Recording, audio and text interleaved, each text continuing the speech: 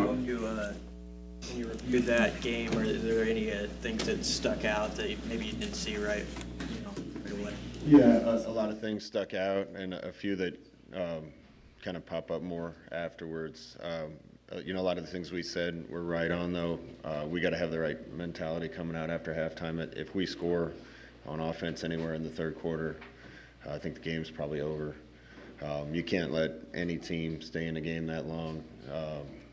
We played 3 really solid quarters on offense, good enough to win at least. Third quarter was poor. Defensively, we played close to 3 quarters of about as good a football as I've had a defense play, and then it fell apart. I think we did get a little tired. I didn't think that was the case after the game, but looking at the tape, we weren't playing as fast. But that's on us on offense as well for leaving them out on the field as long as we did in the third quarter. There's some other things. Offensively, I don't know if I said this, we had 13 or 14 possessions. We only had, I think, 4 without a sack, a penalty, or a tackle for loss, and we scored on all 4 of those. So we're just not quite efficient enough to be as consistent as we want to be. But a lot of good things happened in the game. We're all heartbroken that and disappointed. Nobody's more disappointed than the coaches and the players. But I love how the guys responded today. What's your assessment of where the run game is at, and I guess particularly the inside runs? I know Maurice got outside to some success, but inside, how do you feel about where it's going? We're getting there. It was a lot better. We were a lot better on offense this week than we were the week before, and that's because we practiced well. We practiced with detail, practiced with intention of making the plays work. I'd like to see us run it more consistently. I'd like to see us pass it more consistently. There was a few that were close to going. I maybe should have committed to the run game a little more in the third quarter, particularly after we got stopped a couple times. But we're going to be who we are, too. And so I think it's headed in a good direction, but just like everything else, it needs to be a little better. On the depth chart, Barrett's not there anymore. Is that an expectation that he's going to be out for a while? And how do you feel about your kicker spot at this moment? We're not trying to make any statements with this depth chart. We're just trying to reflect it as much as we can without talking about our kids' injuries and putting them at risk.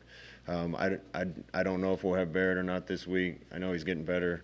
I just don't want to leave him on there if he's not going to be the guy, just to be honest. I think, putting Isaac in that situation, did a great job on the first field goal, putting him in that situation. He didn't know he was going to kick until Thursday or something, but that's what we had.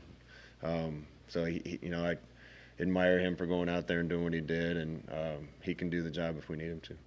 It sounds like from your assessment, you felt like you played 3 good quarters offensively, 3 good quarters defensively.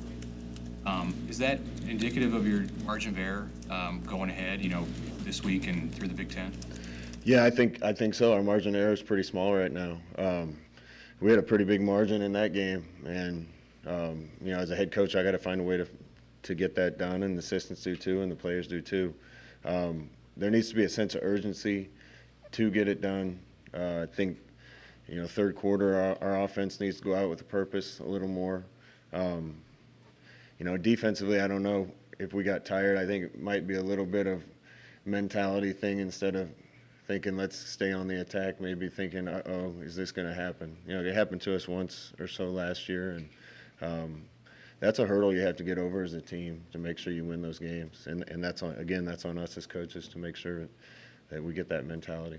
You referenced it a little bit afterwards, but is there a way to get more receivers past JD and Wandale involved, or is that on the guys to some degree, or how do you approach that? Yeah, we're trying. I'm really surprised the ball hasn't found Wandale yet, or Conovi yet. He did some really good things in the game, blocked well, ran some good routes. The ball just didn't find him. Game 1 he wasn't out there as much, but ball hopefully will find him in this game and a lot more. Some of the other guys too. We design some things for certain people, and the rest of the time we run our offense and throw to the open guy. And if they're open in this offense, the ball's going to get to them. Do you like what you are getting in the run game when you have 2 tight ends in the game, and those guys give you enough in the passing game to maybe use them more? Yeah, 2 tight ends or 1 tight end depends on the looks we're getting and which formations we find things in that we think we can exploit. Both those guys are doing a really good job, Jack and Austin, in the run game and the pass game. So depending on what a team's given us, we'll have the best formation, the best guys out there that we think will help us move the ball. Scott, I'm curious, 2 years ago, did that Northern Illinois-Nebraska game even make your radar when they won here at Lincoln? I remember seeing the score, and I actually remember seeing the highlights a little bit. Listen, he was asking me about margin of error. You know, I've said this all summer. We're better. There's no question we're better. I think, like I said, the offense played good enough to win for 3 quarters. We got to do it for 4. The defense played really well for 3. We got to do it for 4. But we're also not so good that we can have penalties and setbacks on offense and overcome 2nd and 16. And we're not so good that we can make mistakes and give people big plays and expect to win.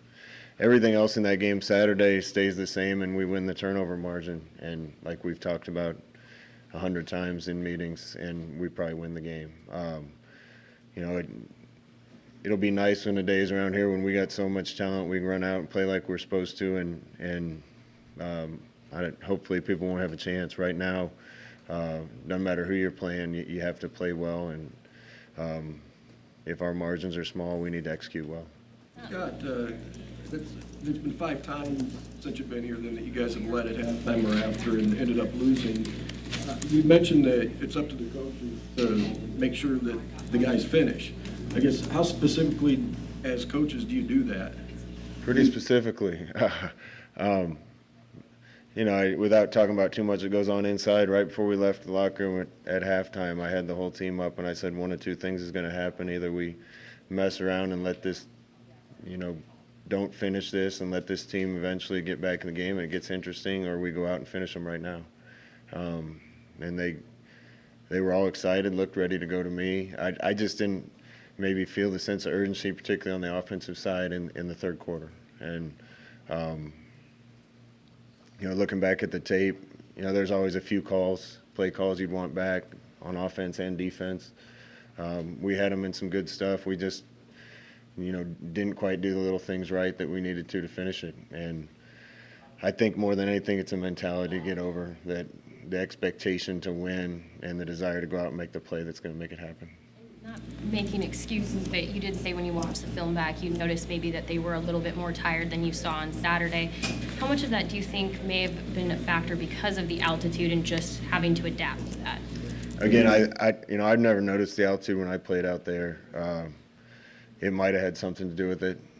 For 3 quarters, we were flying around. Then we had one series where we missed too many tackles and gave them their first touchdown. And then, you know, it was just a busted coverage and bad eyes on a flea flicker. And, you know, if we just make them drive the ball on those 2 drives and earn it, one, you know, they hadn't really been doing that the whole game. And 2, there's going to be a lot more time off the clock. And they might not have time for that at the end. So, you know, a lot of things went wrong for us, and those are the problems we have to address. We didn't get a great explanation, or you couldn't hear the official well. On the fumble on the kick return, did they call a penalty on the sideline or on you specifically? Not on me. There was a member of our staff that bumped into the referee on the field. As far as I know, yeah. Hey, Scott, you guys talked about the 24-hour rule. How do you think they responded today? The guys seemed one of the Matt Farniak said it was the best Monday they've had. I think that's true. It was a really good Monday. Coach, what about Northern Illinois on both sides of the ball get your attention? What got my attention first was the score, looking at the score before I went out for the Colorado game. And I've been in the Pac-12. I know what Utah's all about as a program, and seeing them in a tie game with Utah in the 2nd quarter got my attention. Watching them on tape, I think they got some receivers that can hurt you. The quarterback does a good job. He'll surprise you with his feet and make some plays, and he did against Utah. I think they got a good scheme on offense. Defensively, man, they fly around. They're like a swarm of bees or fire ants or something that you're trying to block. There's movement on the D-line all the time. There's linebackers sprinting through the line of scrimmage, through gaps. We have to be able to block moving targets this week. They're going to load the box with that and make us earn it on the ground. So we need to complete some balls to our wideouts and be able to block them with movement and get some runs. Have they changed a lot, though, with Hammock versus where they were with Rob Carey, as far as like your studying over the last few weeks? Well, we have really 2 weeks to go on. You know, we can look back at some other things and places that other people were and look back at personnel, but you know, anytime there's any changes on staffs, you find a little bit different product. So we don't have a ton of tape to go off of, but I'm impressed with him. Adrian's averaging close to 10 yards an attempt, and how would you evaluate how he's played so far, and how much better can it get? I mean, that's a pretty big number. Yeah, I said before the season we're going to go as far as Adrian takes us. I didn't think he played his best game week 1. He played really well Saturday. Just like as a play caller, there's a few plays that I want back. I'm sure there's a few plays that he wants back where he could have done something a little better, but he operated really efficiently and made some really good plays. I thought he played courageously, and he can still get a lot better, but that'll show up too when we're a lot better around him. You talked about the importance for the offense to get a first down, the first down on a drive, get rhythm going, pace.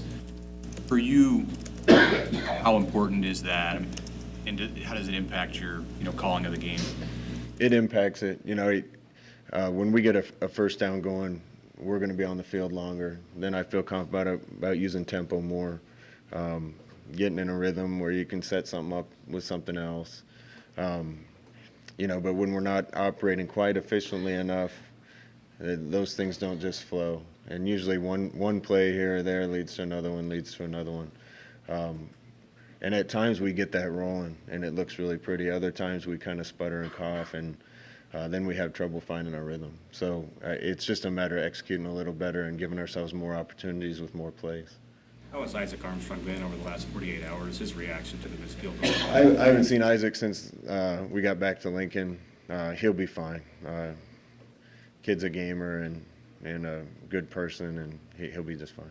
Cam Taylor-Britt, he had the missed opportunity on the flea flicker, but then immediately turned around and stripped the ball. Now he's top of the depth chart at safety. What have you seen from a guy like him in 2 games so far? Cam's a good player. He does a great job. He's one of our leaders. You know, he's played nickel, he's played corner. Now he's going to be pressed in duty a little bit at safety. Can still play other places, but we trust him in just about every spot, and that's why he has a black shirt.